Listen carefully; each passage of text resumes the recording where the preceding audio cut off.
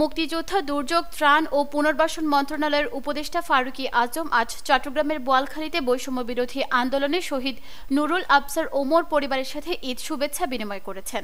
এই সময় তিনি বলেন, শহীদ পরিবার তাদের প্রিয়জনকে আর ফিরে পাবে না, তবে আমরা তাদের পাশে আছি। ঈদের দিন সরকারের পক্ষ থেকে সহমর্মিতার নিদর্শন হিসেবে উপহার নিয়ে এসেছি।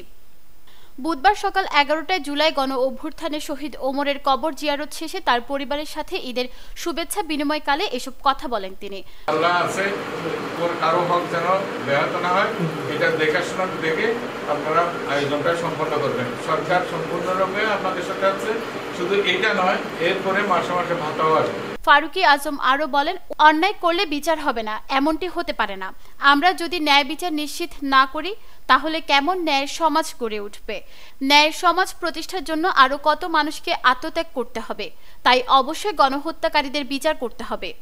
এই সময় উপস্থিত ছিলেন চট্টগ্রাম জেলার জেলা প্রশাসক ফরিদা খানম, উপজেলার নির্বাহী কর্মকর্তা মোহাম্মদ রহমতুল্লাহ, বোয়ালখালী থানার ভারপ্রাপ্ত কর্মকর্তা মোহাম্মদ গোলাম সরওয়ার, বোয়ালখালী জামায়াত আমির ডাক্তার খোরশেদুল আলম, ডাক্তার আবু নাসের সহ স্থানীয় গণ্যমান্য ব্যক্তিরা।